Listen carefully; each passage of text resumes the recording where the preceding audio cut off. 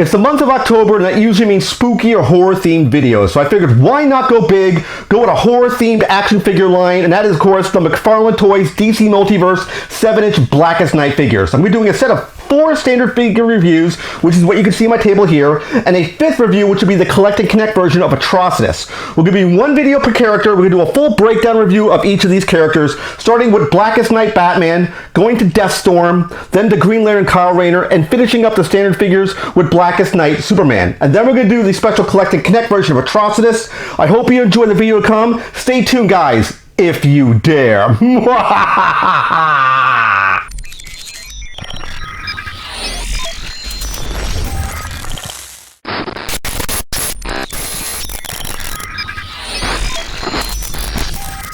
Hey YouTube, Rook here from Rook Geek Goodness, my little channel web for all things geeky and cool, and welcome back to the channel, guys. Welcome back to the horror-themed action figure review based upon, of course, Mcfarlane Toys 7-inch Blackest Night series of figures. This video review will be figure number 5, technically, which is the Collect-N-Connect figure of all the parts you see right here. You have to buy all 4 of the mainline characters to get all the pieces you see on my little turntable here. That include, of course, Black Lantern Batman, that included Deathstorm, Green Lantern Kyle Rayner, and, of course, Black Lantern Superman. Now, there's some good points and bad points with the figure here. I'm going to showcase off the parts really quickly so you can see what it looks like, but I do hope you smash that like button for this video and click subscribe. One little press review means a lot to me and helps me get this video across YouTube platform so people looking for this sort of content can find it. So let's briefly go through all the parts really quickly here. We have, of course, the main torso of Atrocitus, which again is the Collect-N-Connect. This is going to be a very large figure. We have, of course, a set of legs right here. They're all red and black. The entire suit is red and black for Atrocitus. 1 clawed hand for Atrocitus, and 1 fist hand of Atrocitus. We have this really cool shoulder pad which will plug into his back, and of course this awesome looking head sculpt of Atrocitus. So that being said, guys, let's get Atrocitus here with the video power of editing put together on 3. 1, 2, 3. Now we have Atrocitus fully put together, and man, is he a sight to behold. This guy right here. This guy right here is the main reason why you want to buy into the Blackest Night series of figures. All the other figures be damned, my personal opinion. I know it's being very, very harsh on the figures. Even my favorite, my boy, Kyle Rayner, my favorite Green Lantern, he can go to the wayside if you can give me the Atrocitus figure right here. He is an awesome, menacing, powerful looking figure. Now, a little bit about Atrocitus, not to go too deep in the weeds. He's the leader of what they call the Red Lantern Corps, the power of the red light of anger. It happens through many of the Green Lantern books that Jeff Johns' mighty run that he had. It went for many, many years. Very, very cool books. If you've never read them, highly recommend the books about the Red Lantern Corps. Now we're talking about Blackest Night. Blackest Night, which is this book right here, took place in 2009-2010, written, of course, by Jeff Johns and artist Ivan Reis. It's a really cool book. If you've never read it before, I highly, highly recommend it. It basically, think of Night of the Living Dead, with both heroes and villains rising from the grave with the power of a Black Lantern power ring, and they basically rip people's hearts out and gain power to basically summon a galactic level threat. We have a shot of Atrocitus in the book. I'll showcase him so you can see some what the art looks like, and of course Black Hand, which is the kind of the C-tiered villain, which I always talk about based on the Funko Pop version of him right here. But that's a shot of him right out of the comic. You see a shot in the corner over here, down over here, of Atrocitus.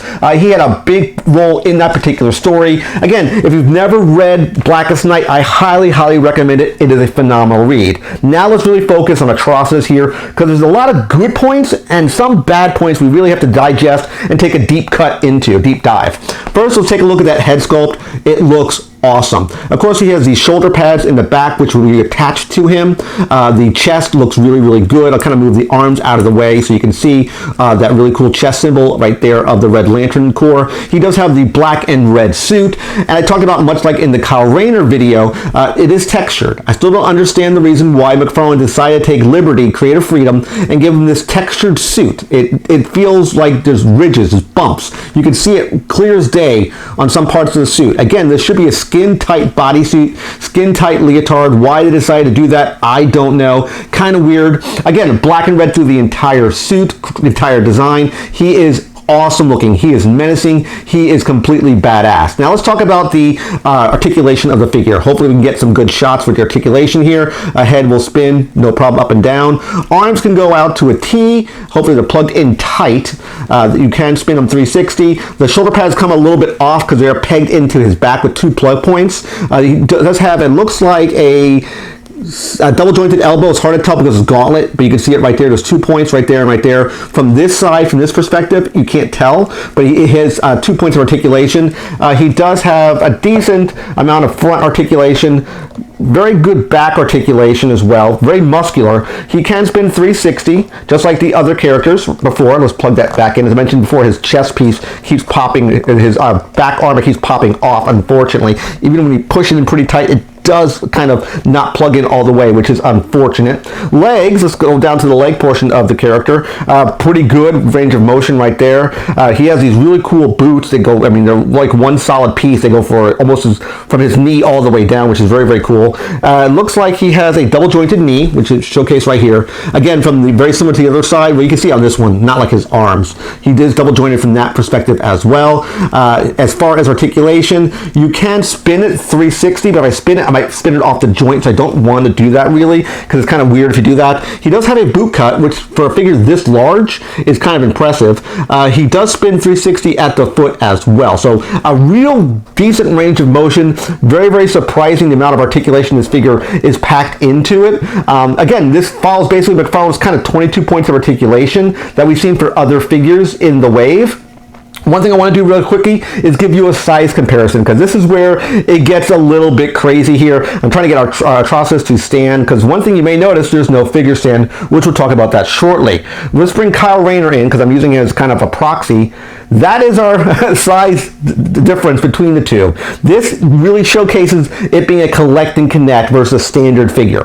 Bigger, bulkier, meatier compared to a standard figure of Kyle Rayner. Now, basically, Kyle's a very thin, lanky hero. He's not like a Batman or Superman. He's not a jacked up guy. But you can see the difference in the scale. It is, I mean, it's kind of frightening to see the difference in the scale here, guys. But I'm very, very happy to get an Atrocitus this large. Very, very cool that Mcfarlane Toys decided to do that. I'm all in on that. Now, there are some issues I mentioned before, some concerns I have about Atrocitus here. First and foremost, again, he did not have a figure stand. That black figure stand that you saw with Kyle Rayner, this guy right here, all Mcfarlane Toys come with one of these figure stands. Again, we've talked about it many, many times. They should have 2 points of attachment. They only have one. He didn't even get one.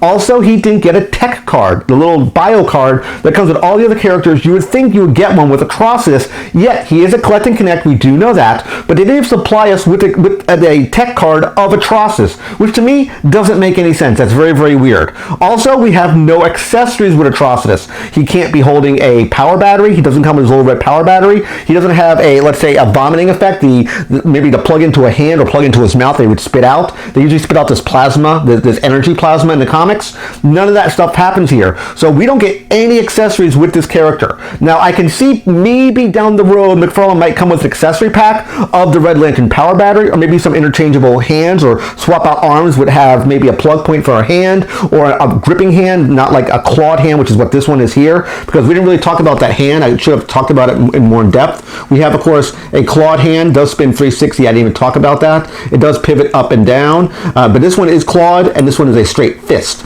It'd be good if you could maybe pop the hand out here, and maybe put that power battery in as an open hand, which would be a good idea. Apologies for not showcasing the hand articulation, but that basically is Atrocitus in a nutshell. I really wish they would have given us, again, some accessories, but having no figure stand and no tech card, I don't understand that. To me, it's kind of an embarrassment to have a figure this cool not included. Now, one thing to take away from this video, kind of in a final thoughts, if you will, to get in this figure, to buy into this figure, unless you're buying it, let's say, on a secondary market or through eBay, maybe the parts alone, this figure would technically set you back $100. If you take the MSRP pricing of all four figures, and let's say they were $25 a piece, this means this figure right here is a $100 figure if you spent $25. If you spent more money, like if you would have went to FYE and spent $36 for a figure, it'd be a lot more to get this guy right here. To me, I think he's worth $100. I really, really do. I think just because of the bulk, the sheer size of him, again,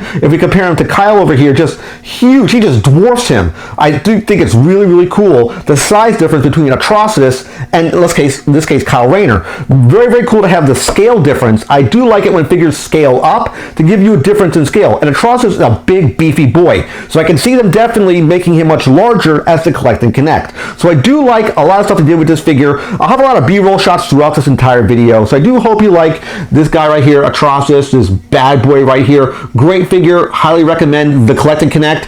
If you're buying into the wave, definitely buy in for Atrocitus, my personal opinion. I do hope you like that video. Give a video a like at the bottom of the page. Click that subscribe button, picture my face. When you subscribe to the channel, click the bell icon to be notified of the latest videos. And of course, last but not least, click windows over here to watch more of my content. Take care, guys. See you next video. And bye-bye.